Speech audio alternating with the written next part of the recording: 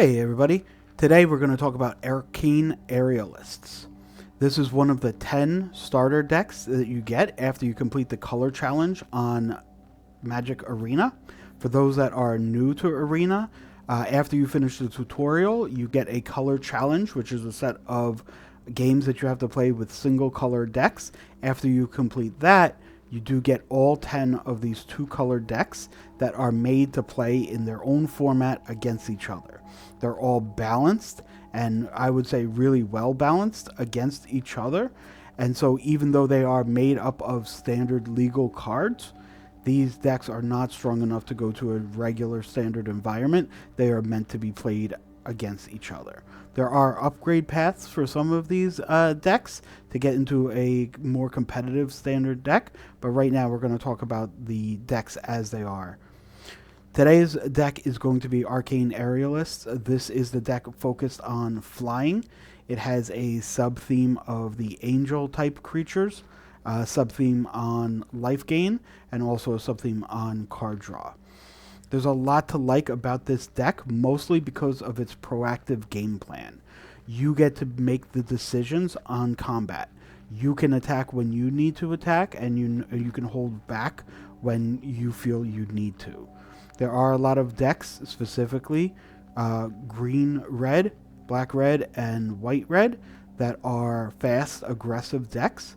And so sometimes you will need to hold back even though you have a flyer that could get in for damage, but it might be better off to hold back and not lose the life points yourself. We're going to go and look at each of the cards in mono order from smallest to biggest, and then I'll wrap up with a couple of conclusions. If you do like this deck and want to see it in action, this video is the start of a playlist with other gameplay videos of this deck, so please check them out. And if you like this comment, please give us a like, give us a thumbs up, a comment underneath, or subscribe to the channel, and that would mean the world to us. So we'll jump in right now to Arcane Aerialists. So the main path to victory in this deck is blocking ground creatures and you dictating when you're going to attack in the air. And so the first card we'll talk about is Aegis Turtle. There are two copies of this card. It is an 05. This card does not have Defender itself, so it can attack. It just doesn't have any power to do any damage right now. So it starts out as an 05. It can absorb most 1 and 2 mana creatures, and even some of the 3 mana creatures. So it is a weak card on its own, but it does serve a purpose in this deck. Healer's Hawk is a much better 1-drop. This is a 1/1 flyer with lifelink, and so when it attacks, it's kind of a 2-point swing as your opponent goes down 1 life and you go up 1 life. If it always stayed as a 1/1, this would not be a very good card, but you will see that we have ways to pump the power up to 2 and 3, and after it gets to 2 or 3, it does become a powerhouse on the battlefield, and those life swings get even more. So another 2 copies of Healer's Hawk. The last 1-drop is 2 copies of Spectral Sailor. This is probably the best 1-drop in the deck, although its power really only comes out later in the game. So as a powerful card, it is definitely thought of higher on the curve. This is a 1/1 with flying and flash, so if somebody's attacking you with like the 3/1 from the white-green deck, you can flash this in and block right away, so that you're not taking all of that damage. But what's really important about this card is its activated ability. 3 and a blue to draw a card. Now, that doesn't have any tap symbol or anything like that, and so you can do it multiple times in the same turn. You can hold up other flash or instant spells that you might have in your hand, and if you don't do anything else in the turn, you can go ahead and draw a card. When this is at its best, you are drawing a card, maybe even a card and a half every turn, and you just fill your hand up so much action that you are easy. You definitely can take over the game in the late game. 2 copies of Spectral Sailor. This is probably the most complex of the 1-drops. You really need to know when you would trade this off or when you would, want to save this for later in the game. My general rule is if you don't have any other ways to draw cards in your hand, do everything that you can to not trade this off. Looking at the 2-drops, we start here with Giada, Font of Hope. This is a 2-mana 2/2 flying vigilance. It has the ability to tap for white, but you can only spend that mana to cast an angel spell.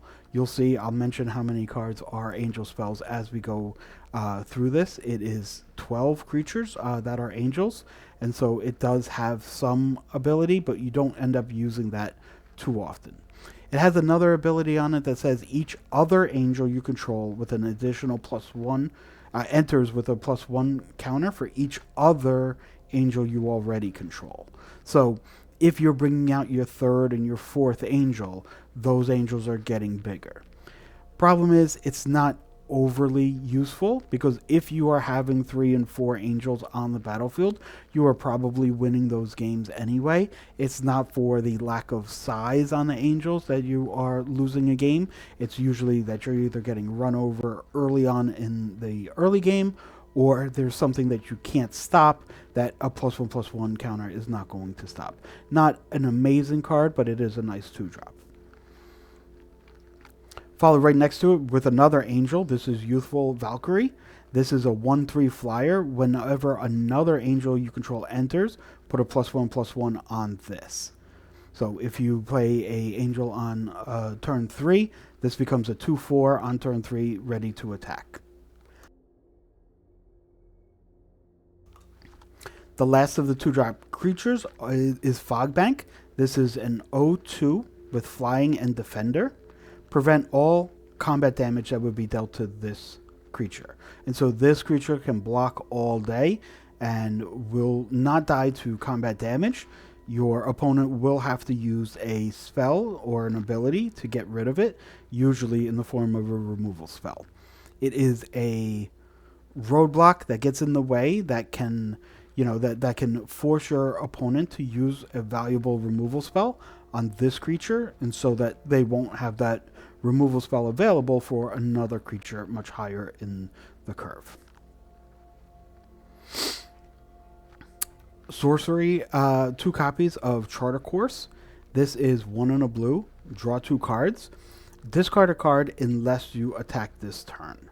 So this card is kind of medium, but if you can control when you are attacking, this card gets much better. In this deck, it is generally speaking 1 and a blue, draw 2 cards, because you have some kind of flyer that can get in for some kind of damage at some point in the game. So draw 2 cards for 1 and a blue, excellent card. You also have 2 copies of Gold Vein Pick. This is an equipment. It costs 2 to play and then 1 to equip. Equipped creature gets +1/+1, and whenever the equipped creature deals combat damage, you create a treasure token. So a treasure token is basically 1 mana, a 1-use mana rock. Okay? Once it's out on the battlefield, if that creature is destroyed, for 1 mana you can move it to another creature. So you can see how this adds up on your flyers. Later in the game, you can put it on a flyer like a Healer's Hawk, make your Healer's Hawk into a 2/2, attack for 2 lifelink, and then you can spend 1 mana to move it to another creature. You also, if you are guaranteed to hit, so if they don't have anybody who can block and they don't have any cards in hand, you can attack, you can get the treasure token, and then you can sacrifice the treasure token as the mana needed to move this over to another creature. Overall, it's a C kind of level card. It's not a great card, but in these starter decks, there are cards like this where you have to take the advantage of the cards that you do have. Not every card is a solid winner. Okay, looking at the 3-drops, we start with Dazzling Angel, and again, you have 2 copies of this. This is an angel for all of those angel synergies. It is a flying 2/3. Whenever another creature you control enters, gain 1 life. So You do have a lot of creatures that are coming. It's just a little bit of a life gain, but that becomes important later on in the deck tech. Inspiring Overseer is a great card. It is 3 mana, 2 and a white. For a 2/1 flying, when the card enters, you gain 1 life and draw a card. So again, a little bit of life gain, a little bit of card draw, a little bit of flying. It's exactly what this deck is looking for. You do have 2 copies of this card. I wish there was 3 or 4 because this card is so important to your deck. Speaking of really important cards, probably the best card that is under 4 mana. This is Empyrean Eagle. This is 1 white and a blue. So 3 mana for a 2/3 flying. Other creatures you control with flying get +1/+1. So it's all other creatures, but not itself. But if you have more than one of them, they do stack. Get +1/+1. And again, you do have 25 creatures that can attack. Now you do have 2-ish removal spells. Again, there's one kind of hard removal spell and a soft removal spell. First, we'll talk about the hard removal spell. This is Stasis Snare. This is 1 white for an enchantment with flash.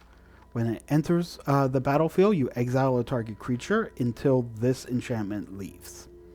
So it's a hard removal spell. It gets rid of any problematic creature.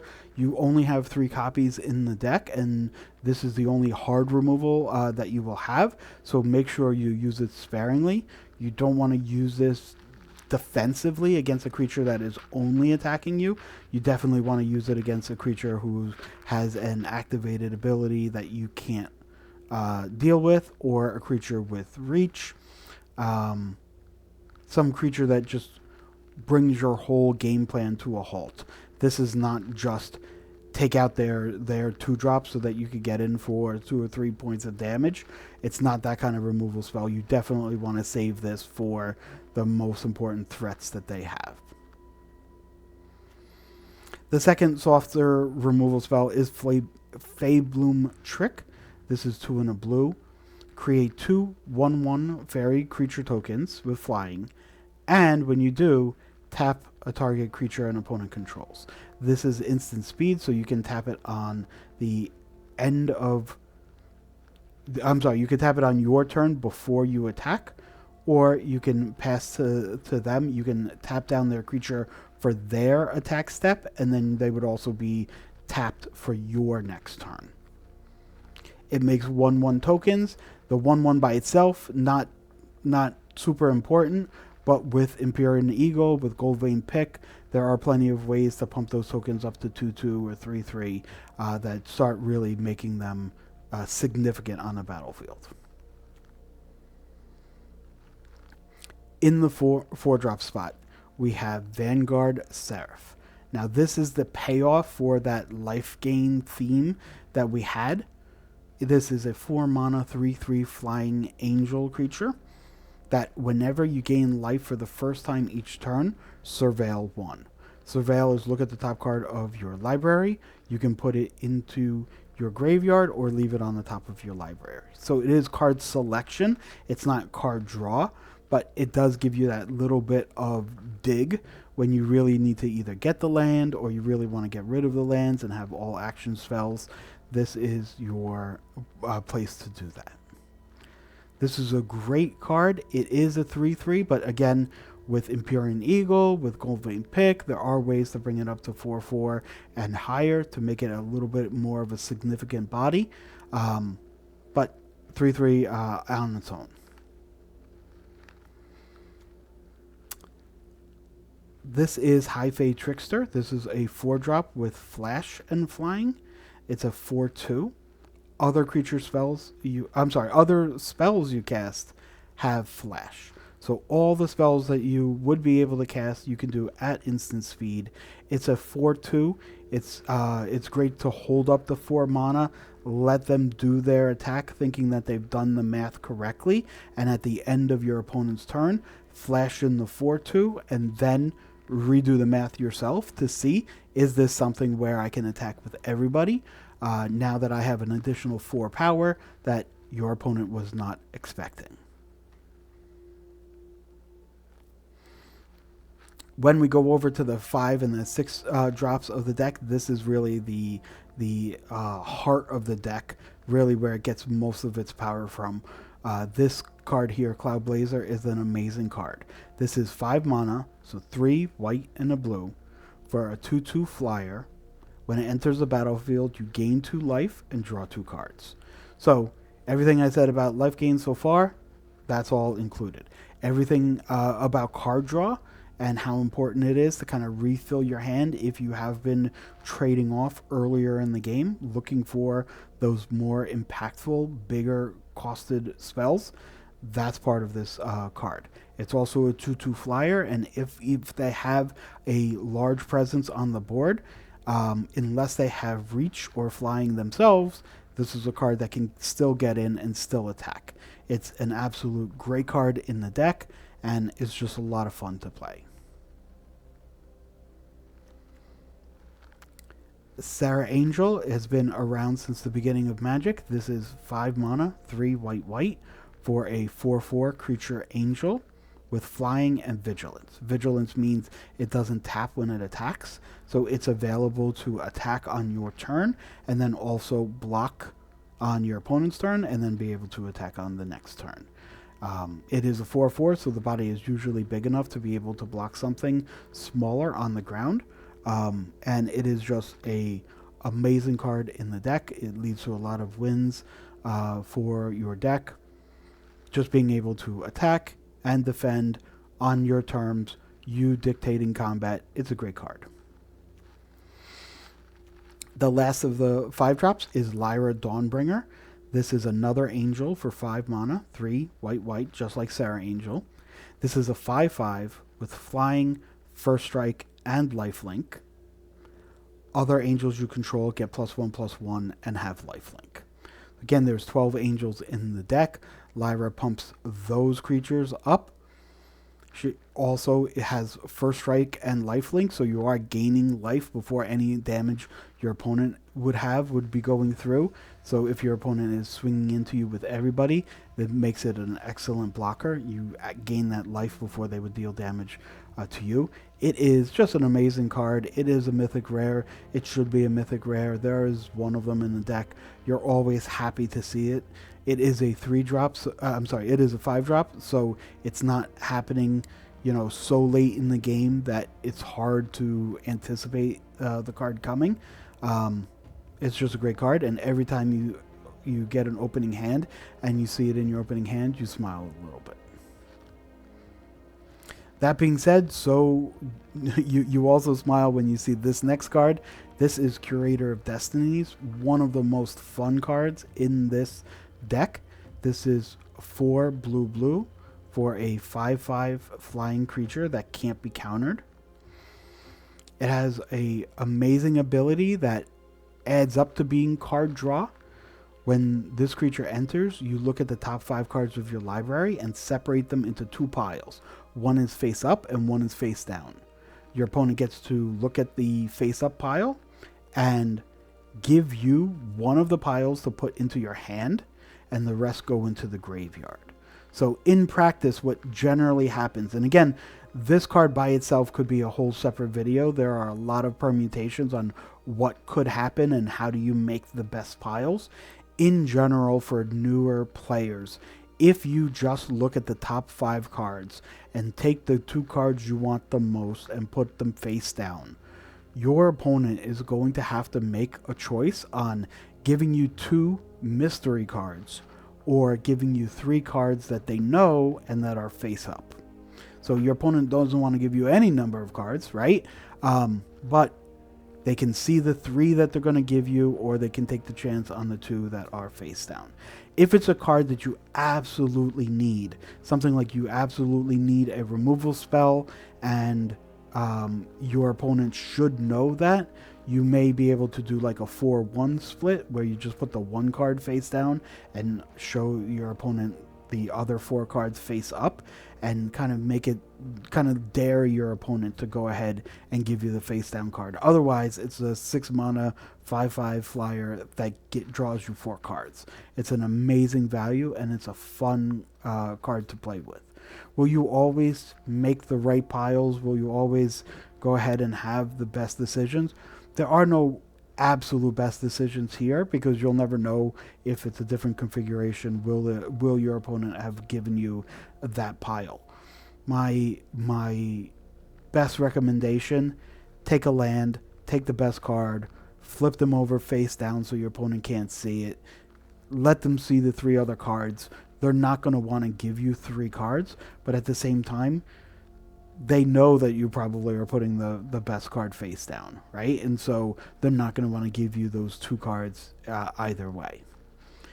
Great card, fun to play with, and it's absolutely a blast. And it's one of the cards that makes me want to play this deck. Now that we got through all of the creatures, let's look a little bit at the mana to just see how we kind of get to play all of these cards. First thing you notice is it has 8 plains, 7 islands, and 9 tapped lands that, when they're untapped, can tap for either color. When we look at the total mana symbols of the cards, you can see that 61% of the cards have a white mana symbol, 47 have a blue mana symbol, and then there are a couple of colorless cards in here. You definitely want to lean on white. If you don't have any other reason, you would like to default by playing a white card or a dual land on the first turn. This is really important for Stasis Snare. This is 1 white. You don't want to go ahead and play 2 islands in the first 2 turns of the game because you will not have this mana available on turn 3. There are a couple of more 1-drops in blue than there are in white, and so it does make the decision a little bit trickier. My general take is if I can play Healer's Hawk, I will play an untapped plains in order to play Healer's Hawk. If it is one of the other cards that are either more defensive or slower to get the value, I will play the tap land first, or I will go ahead and play a plains and then play the island on turn 2 and then decide what I want to do. These 9 tap lands here represent about 37% of your mana base, and that's really important to know.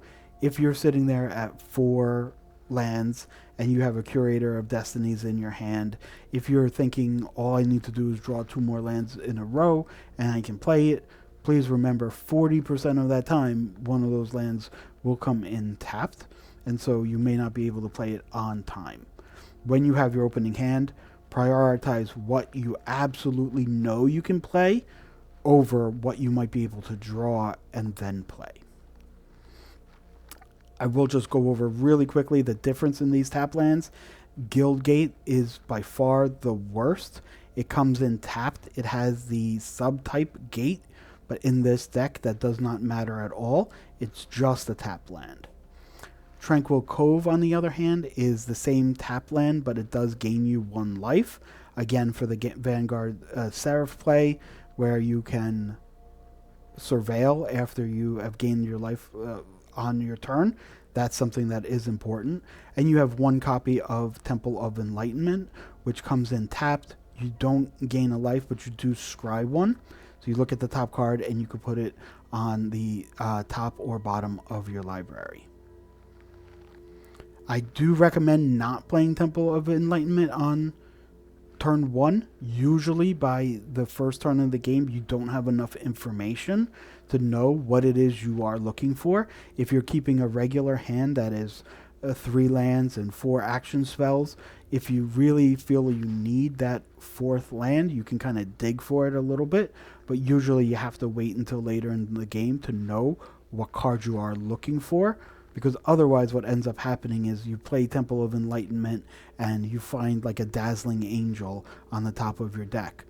Is that card something that you need? You don't know yet, right? Especially if you're on the play and your opponent hasn't done anything. You just have no information to know what you want to do with that scry, and so the scry kind of becomes a little bit useless there. So when in doubt, lean on white. Lean on one of the tap lands early on in the game.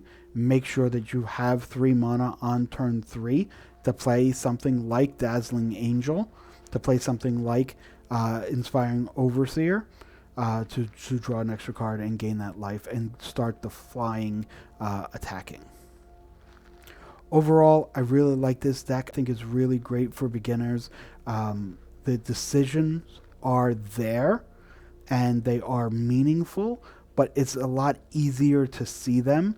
When you have flyers, you are looking at, out of all the abilities on your opponent's cards, do they have flying? Do they have reach?